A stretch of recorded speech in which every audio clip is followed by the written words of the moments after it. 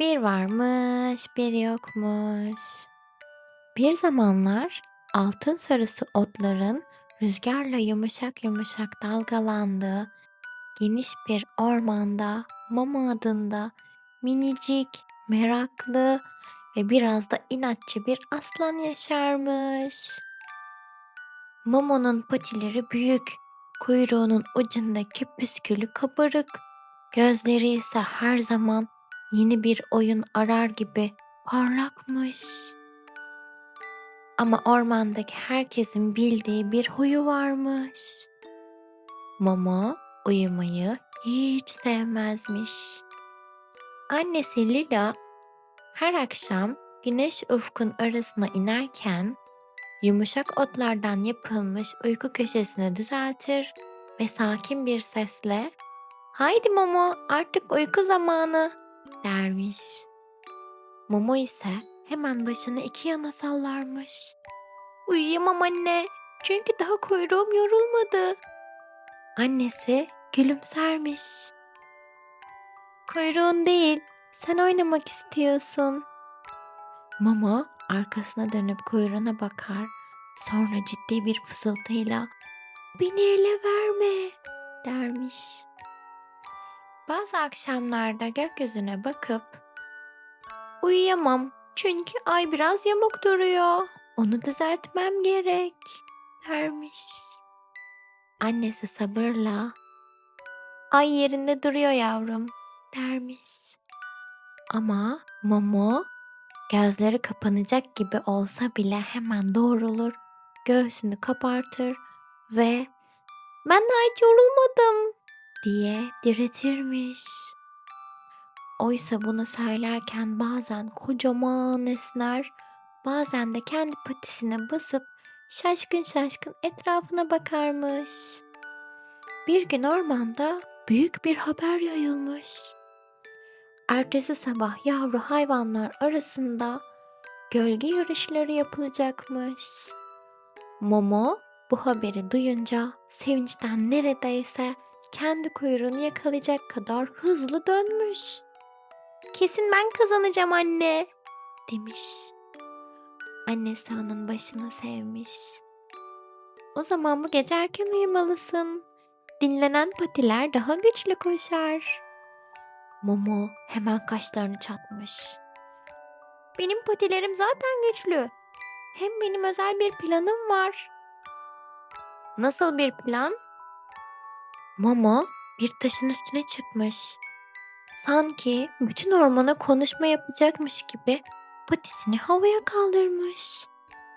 "Önce hızlı koşacağım, sonra daha hızlı koşacağım, sonra herkesi geçeceğim." Annesi gülümsemiş. "Bu planın tamamı hızlı koşmak üzerine." Momo gururla başını sallamış.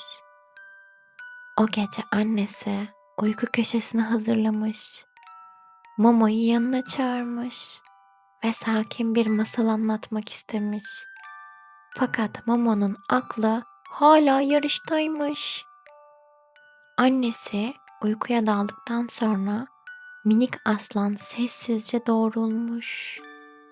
Önce sağa bakmış, sonra sola bakmış, sonra kuyruğunu patisiyle tutup "Sessiz ol, bu çok gizli bir antrenman." diye fısıldamış. Dışarı çıktığında gece serin, gökyüzü yıldızlarla dolu, orman ise gündüzden çok daha sessizmiş. Momo önce kendi gölgesiyle yarışmaya başlamış. Koşmuş, gölgesi de koşmuş.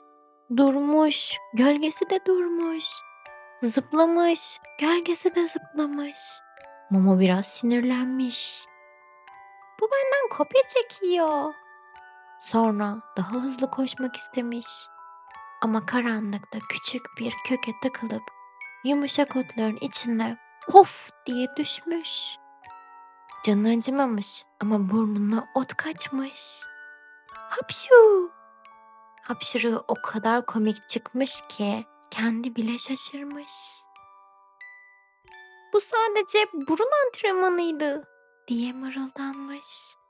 Sonra yıldızları saymaya çalışmış. "1, 2, 3, 7, 12. Çok fazla. Bir süre sonra göz kapakları ağırlaşmış. Ama Momo yine de uyumak istememiş. Kendi kendine, "Ben uykulu değilim. Sadece gözlerim dinlenme provası yapıyor," demiş. Sabaha çok az kala yuvasına dönmüş ve yatağına girer girmez derin bir uykuya dalmış. Ama sanki bir dakika geçmiş gibi olmuşken annesinin sesi duyulmuş. "Momo, uyanma zamanı." Momo gözlerini güçlükle açmış. "Ne? Sabah mı oldu? Bu sabah çok hızlı davranıyor." Annesi ona dikkatle bakmış. "Gece uyumadın mı?" Momo biraz utanmış. "Biraz."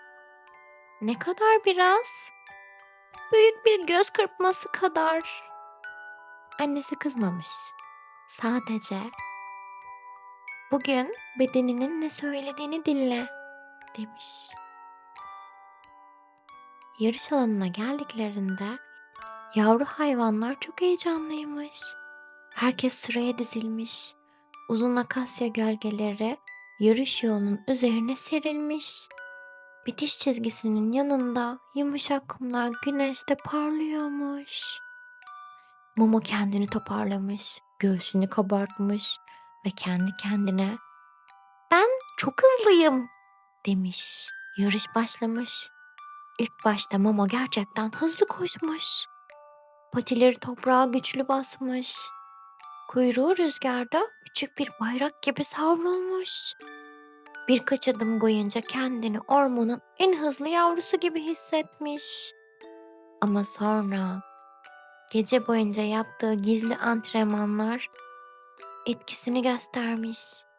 Bacakları ağırlaşmış. Gözleri önündeki yolu bulanık görmeye başlamış. İlk dönüşte sağa dönmesi gerekirken fazla dönmüş ve kendini papatyaların arasında bulmuş. Burnuna çiçekler deyince, "Hapşu!" Sonra hemen toparlanmış. "Papatyalarla kısa bir toplantı yaptım," demiş. Biraz ileride küçük bir tepecik varmış. Momo bu tepecikten zıplamak istemiş. Ama tam zıplarken kocaman bir esneme gelmiş. Ağzı açılmış, gözleri kapanmış, yönü şaşmış ve tepenin öbür tarafına zarifçe inmek yerine yumuşak kumların içinde yuvarlana yuvarlana ilerlemiş. Kalktığında başında bir yaprak, burnunda biraz kum varmış. "Bu da yeni koşma taktiğim," demiş. Ama yarışın sonuna geldiğinde artık kazanamayacağını anlamış. Diğer yavrular bitiş çizgisini geçmiş. Momo ise en sonlarda varmış. Buna rağmen annesi onu sevgiyle karşılamış. "Yarış nasıldı?" diye sormuş annesi. Momo biraz nefeslenmiş. Sonra mahcup bir gülümsemeyle, "Sanırım patilerim hızlıydı ama uykum daha hızlıydı," demiş. Annesi gülmüş. O gün Momo uykusuz kalmanın sadece gözleri kapatmadığını, koşarken yolu karıştırabildiğini, zıplarken dengeyi bozabildiğini ve en önemlisi de en sevdiği oyunları bile biraz zorlaştırabildiğini anlamış. Akşam olduğunda ormanın üzerine yumuşak bir sessizlik inmiş. Gökyüzünde yıldızlar belirmiş. Ay bu kez Momo'ya hiç yamuk görünmemiş. Rüzgar otların arasında ninni gibi dolaşmış. Annesi uyku köşesini hazırlamış. "Hadi Momo, uyku zamanı," demiş. Momo bu kez hiç itiraz etmemiş. Annesi gülümsemiş. "Masal ister misin?" Momo gözlerini yarı kapatmış. "İsterim ama çok uzun olmasın. Çünkü uyku tamircilerim birazdan çalışmaya başlayacak." Annesi ona kısacık, yumuşacık bir masal anlatmış. Momo masalın sonunu duyup duymadığını bile anlayamamış. Çünkü bu kez onunla kavga etmemiş. Usulca yanına gelmiş, patilerini gevşetmiş, göz kapaklarını ağırlaştırmış ve bütün koşuşturmalı düşüncelerini pamuk gibi hafifletmiş. Ve şimdi bizim için de uyku vakti. İyi geceler, tatlı rüyalar.